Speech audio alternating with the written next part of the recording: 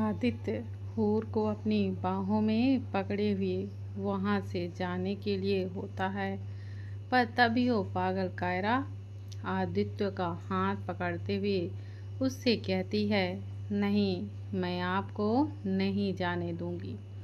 और वैसे भी हूर बिल्कुल ठीक है, उसे किसी चेकअप की ज़रूरत नहीं है।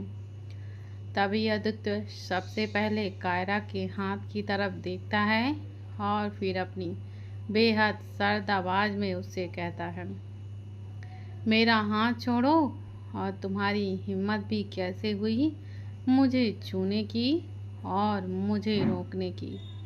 तभी आदित्य कायरा को अपना सबसे डेंजर लुक देते हुए कहता है, don'ts presents me to become complete waste girls.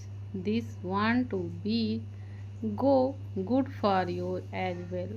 You're this एक flat family और मैं बिल्कुल भी गिरा हुआ इंसान नहीं हूँ।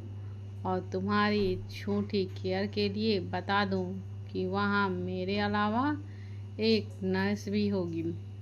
इतना कहकर आदित्य बहुत जोर से कायरा का हाथ झटकता है, जिसकी वजह से वो धड़ाम से नीचे फर्श पर गिरती है। और आदित्य एक आखिरी बार कायरा और उन सबको अपना वार्निंग वाला एक्सप्रेशन देते हुए वहाँ से सीधा एक स्पेशल रूम में चला जाता है, जो कि उसी फ्लोर पर था। इधर कायरा के गिरते ही शान उसे उठाने के लिए नीचे झुकता है और कायरा को उठाते हुए कहता है, आदित्य इसकी इतनी पावर है तो क्या वो कुछ भी करेंगे? अंश भाई भी उन्हें टक्कर दे सकते हैं। शान की बात को काटते हुए अधर्व शान से कहता है, नहीं सु, बिल्कुल भी नहीं। भले ही अंश के पास बहुत ताकत है, पर जब बात आदित्य सिंह की आती है तो दुनिया में ऐसा कोई भी शख्स नहीं है जो उनकी बराबरी करे, उन्हें टक्कर दे सके। यहाँ तक कि अंश भी उनके सामने एक चींटी जैसा है, तो हम गलती से भी उनसे दुश्मनी मोड़ नहीं ले सकते, क्योंकि अगर ऐसा हो गया तो इंसान हमारा रातों रात इस दुनिया से नामो निशान मिटा सकता है और इसमें अंश भी कुछ नहीं कर पाएगा। तभी शान अथर्व से पूछता है, मतलब अब हम क्या करेंगे भाई? अगर उन्हें पता चल गया कि हूर की इस हालत के पीछे भाई का हाथ है तो वो भाई के साथ क्या करेंगे? नहीं नहीं, हमें कुछ भी करके भाई को उस आदित्य नाम के हैवान से बचाना ही होगा। तभी रागिनी अपने गुस्से में तमतमाते हुए कहती है, ये सब उस हूर की वजह से ही हो रहा है। आज उसकी ही वजह से मेरा बेटा वैसे बेहाल पड़ा हुआ है और उसी लड़की की वजह से वो आदित्य नाम का तूफान हमारी ज़िंदगी में आया है। सच में मेरे बेटे के लिए सबसे बड़ा श्राप है वो लड़की जो मुझसे मेरे बेटे को छीन रही है। रागिनी ये सब कहते हुए रोने लगती है तो आर्य जी उसे अपने सीने से लगाते हैं। तभी अथर्व रागिनी से कहता है, आप डरिए मत आंटी, हम कुछ नहीं होने देंगे अंश को, फिर उसके लिए चाहे हमें कुछ भी क्यों ना करना पड़े। पर सबसे पहले हमें इस आदित्य को हमारी लाइफ से बाहर निकालने का कोई तो कोई रास्ता ढूंढना ही होगा। बाकी सब भी अथर्व की बातों से सहमत होते हैं। इधर आदित्य हूर को उस स्पेशल रूम में लाता है और तभी वहाँ एक नर्स भी आती है। मतलब अभी हूर और आदित्य के अलावा वो नर्स भी उस रूम में मौजूद थी। वो नर्स एक ओल्ड लेडी थी जो दोनों के लिए ही उनकी माँ की उम्र की थी। जब आदित्य हूर को बेड पर लिटाने लगता है तभी हूर आदित्य को और जोर से पकड़ लेती है और उससे सुसकते हुए कहती है, नहीं करो अदू, हूर को आपके पास रहना है। हूर की बात सुनकर आदित्य हूर को उसी पोजीशन में लेकर वहीं बेड पर बैठता है और अभी भी हूर का फेस पूरी तरह से आदित्य के गर्दन में छुपा हुआ था। तभी आदित्य हूर के बालों को सहलाते हुए अपनी नर्म आवाज में हूर से कहता है, बेबी एंजल, आपके अदू आपको छोड़कर कहीं नहीं जा रहे हैं।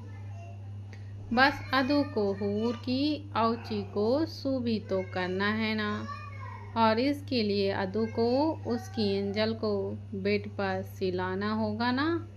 तो मैं सब आपको बस बेड पर ही सुला रहा था बेबी, ताकि मैं आपको जल्दी से ठीक कर सकूं। तो अभी अदू की बेबी एंजल एक गुड गर्ल की तरह अदू की बात मानेगी ना।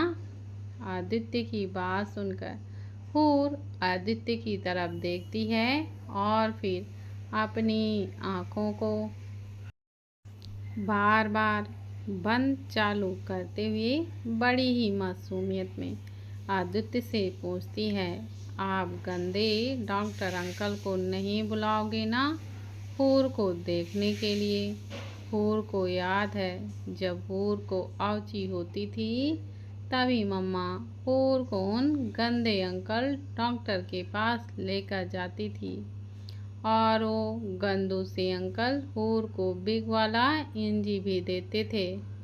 तभी हूर की आंखों में आंसू आते हैं और वो रोते हुए आदित्य से कहती है, उस इंजी से हूर को दर्द होता है, तो आप प्लीज़ हूर को उन गंदे अंकल के पास नहीं लेकर जाओगे ना।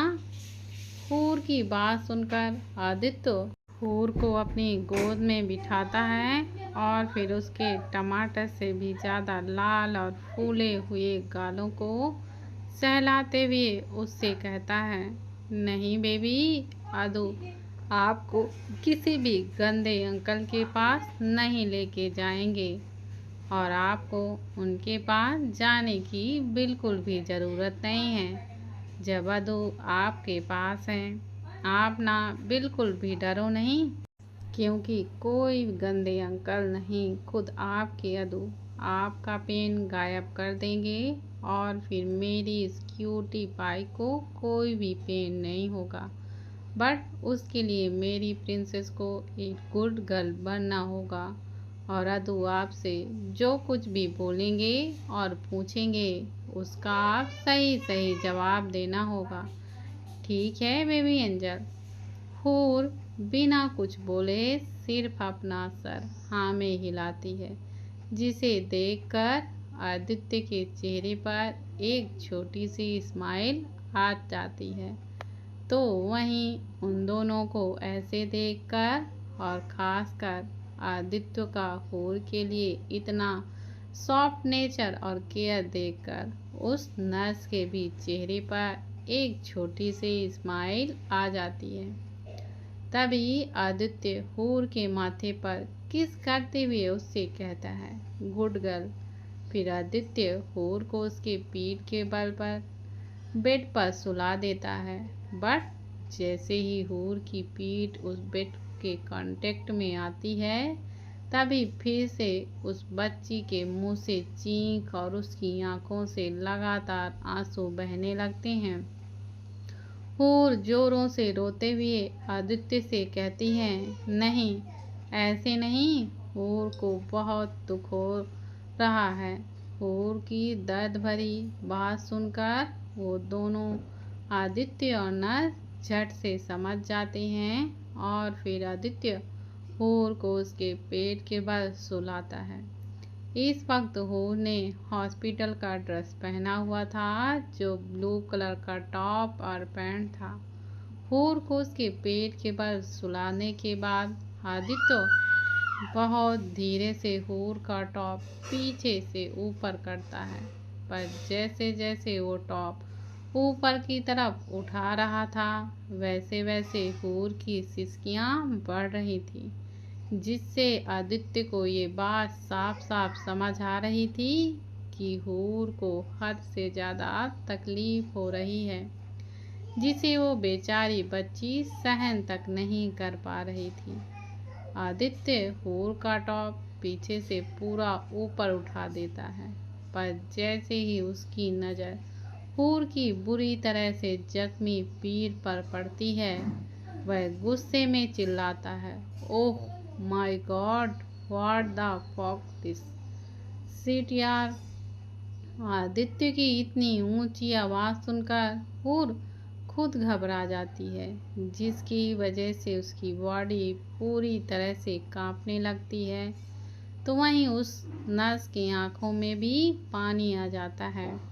हूर के गहरे जख्मों को देखकर आदित्य को जैसे ही अपनी गलती महसूस होती है, वह झट से हूर के बालों पर किस करते हुए उससे कहता है, चुप, relax angel, I am sorry, मैंने आपको डराना नहीं चाहता था baby, I am so sorry, but ये इतनी ज़्यादा चोट आपको कैसी लगी बेबी, आपको कुछ याद है?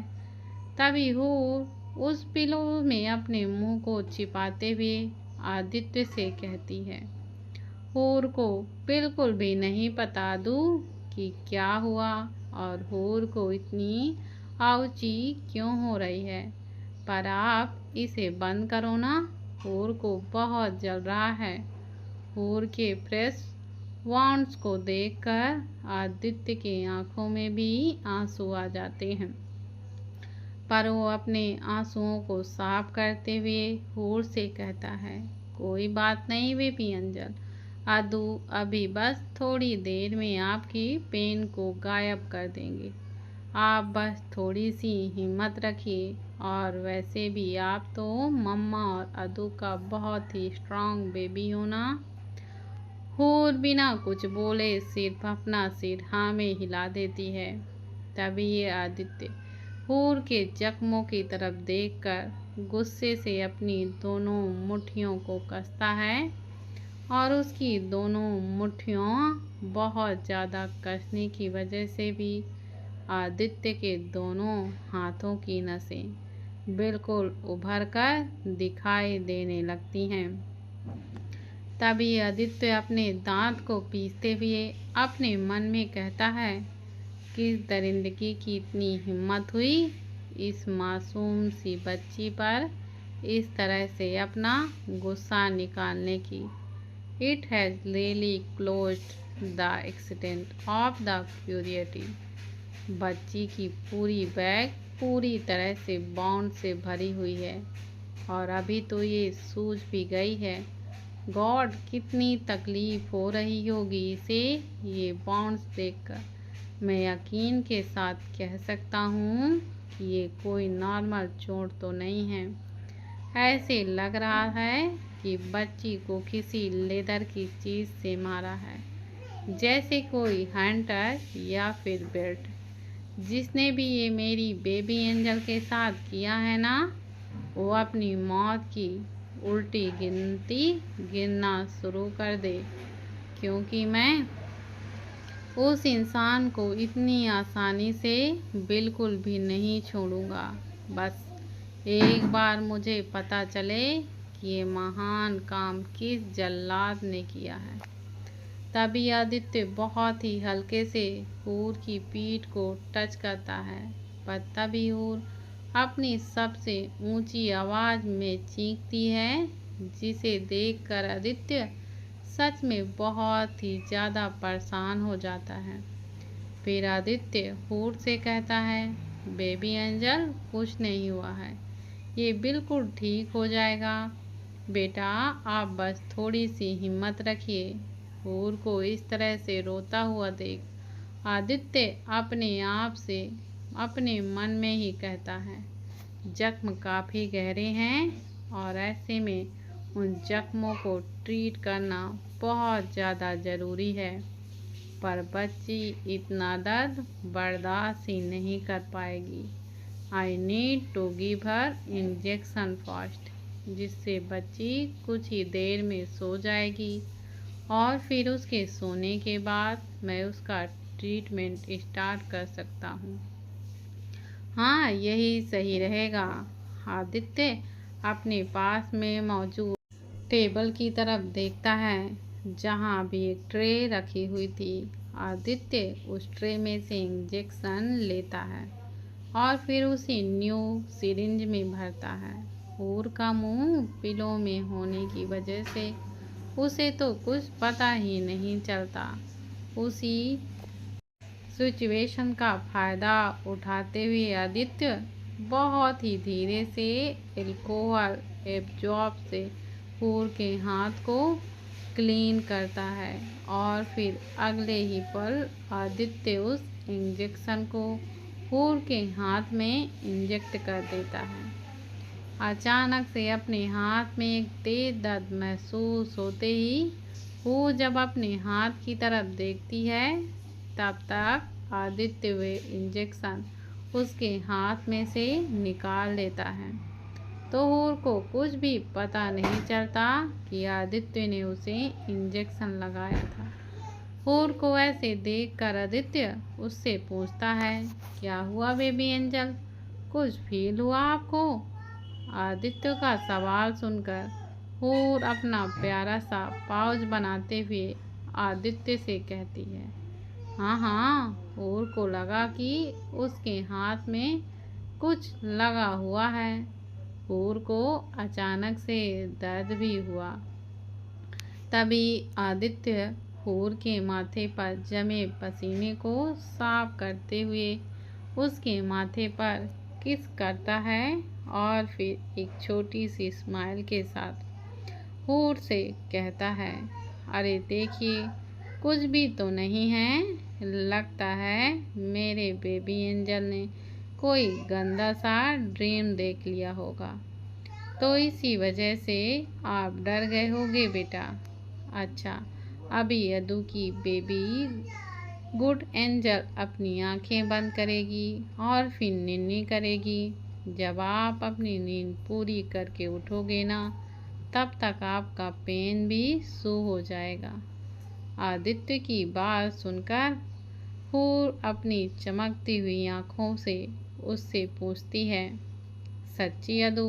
जब हूर अपनी निन्नी पूरी करके उठेगी तब तक हूर का पेन भी सो हो जाएगा ना? आदित्य सिर्फ अपना सिर हाँ में हिलाता है और तभी हूर बेड पर खड़ी होती है और अपने आप ही उसका टॉप नीचे होता है, क्योंकि उस छोटी सी जान के हिसाब से वो काफ़ी बड़ा था। हूर को बेड पर ऐसे खड़ा देखकर आदित्य हूर से पूछता है, क्या हुआ बेबी एंजल, आपको सोना नहीं है? तभी हूर अपनी आँखों को किसी लाइट की तरह टिमटिमाते हुए उससे कहती है, हूर को निन्नी तो बहुत ही आ रही है, पर अंशु पता नहीं कहाँ गए हैं। हूर को तो वहीं निन्नी कराते हैं, तभी हूर निन्नी कैसे करेगी? हूर की बात सुनकर आदित्य को थोड़ा सा बुरा लगता है, पर तभी अपने आप को थोड़ा नॉर्मल करते हुए वो हूर से कहता है, अरे कोई बात नहीं, अगर अंशु यहाँ नहीं है तो क्या मैं आज आपको निन्नी कराऊं बेबी एंजल? अदू प्रॉमिस करते हैं कि वो आपको थोड़ा सा भी दर्द नहीं होने देंगे। हूर तभी कुछ सोचती है और फिर आदित्य से कहती है, ठीक है, तो अभी आप हूर को निन्नी करा दो, पर आपको पता है कि अंशु मुझे कैसे निन्नी कराते हैं? इस पर आदित्य हंसते हुए हूर से कहता है, मुझे पता तो नहीं है प्रिंसेस, बट आप मुझे बता दो, मैं वैसे ही आपको सुला देता हूँ, ठीक है? आदित्य की बात सुनकर हूर बेड पर ही कूदते हुए अपना सिर हाँ में हिलाती है और उसे ऐसे बंदरों की तरह बेड पर उछल कूद करते हुए देख आदित्य तो एक पल के लिए घबरा जाता है और फिर डरी हुई और चिंता भरी आवाज़ में हूर से कहता है, बेबी ये क्या कर रहे हो आप? अगर ऐसे ही जंप करोगे, वो भी बेड पर, तो गिर जाओगे ना आप, और फिर आपको चोट लग जाएगी। वो चाहिए आपको। वो झट से अपनी उछल कूद बंद कर देती है और ना में अपना सिर हिलाती है, जिसे देखकर आदित्य के चेहरे पर एक बार फिर से हल्की सी स्माइल आ जाती है। और तभी आदित्य हू से कहता है, हाँ तो अभी आप अदू को बताइए कि आपको नींद कैसे आती है, मैं सुलाता हूँ आपको। तभी हूर अपने दोनों हाथ को आदित्य की तरफ बढ़ाती है और फिर अपनी प्यारी सी आंखों को टिमटिमाते हुए उससे कहती है, सबसे पहले आप हूर को उठा लो, फिर हूर आपको बोलेगी वैसे ही करना। तभी आदित्य छोटी स्माइल के साथ उससे कहता है, जी अदू की बेबी एंजल आइए। इतना कहकर आदित्य हूर को उठा लेता है और हूर भी किसी बंदर के छोटे से बच्चे की तरह उससे चिपक जाती है। पर इस बार आदित्य हूर को उसकी पीठ पर नहीं पकड़ता, बल्कि आदित्य के दोनों हाथ अभी हूर के हिप्स पर होते हैं, उसके सपोर्ट के लिए। तभी आदित्य हूर की तरफ देखकर उससे पूछता है, ओके तो अभी आगे बोलिए। इस पर हूर अपने चेहरे को आदित्य की गर्दन पर घुसाते हुए कहती है, अभी आप हूर को ऐसे ही पकड़ के रखो और रूम में वॉकिंग करो और फिर हूर सो जाएगी। अभी करो ना हूर को, बहुत जोर से नींद आ रही है। हूर की बच्चों वाले डिमांड सुनकर आदित्य अपना सिर हिलाता है और फिर जैसे ही हूर ने उससे कहा, वैसे ही वो हूर को उसी पोजीशन में लेकर रूम में ही इधर से उधर घूमने लगता है। पर हूर दर्द की वजह से चिड़चिड़ करने लगती है, तो आदित्य अपने एक हाथ से उसके हिप्स को सपोर्ट देता है, तो वहीं उसका दूसरा हाथ अभी हूर के बालों में होता है, जिससे आदित्य हूर के बालों को सहलाने लगता है। आदित्य हूर को सुलाने में लगा हुआ था, तो वहीं वो नर्स, जिसका नाम आशा था, वो एक कोने में खड़े होकर बस कुछ देख रही थी और उसके चेहरे पर इस वक्त एक सुकून था। कुछ देर बाद वो सो जाती है, तो आदित्य बहुत धीरे से हूर को उसके पेट के बल सुलाता है और तभी आशा भी उन दोनों के पास आती है। आदित्य फिर से हूर का टॉप पीछे से पूरा ऊपर की तरफ करके उठाता है और उन जख्मों की तरफ देखकर एक बार फिर से आदित्य के चेहरे पर चिंता और परेशानी वाले एक्सप्रेशन आते हैं। तो वहीं आशा की आंखों से आंसू आते हैं। तभी आशा हूर की तरफ देखकर कहती है, बहुत कुछ सहा है इस मासूम सी बच्ची ने सर, जिसका अंदाज़ा ना ही मैं लगा सकती हूँ और ना ही आप। आशा की बात सुनकर आदित्य हूर की तरफ देखता है, जो अभी बेफिक्र से उस बेड पर अपने पेट के बल सोई हुई थी। तभी आदित्य थोड़ी प्लेन वॉइस में आशा से पूछता है, व्हाट यू मीन?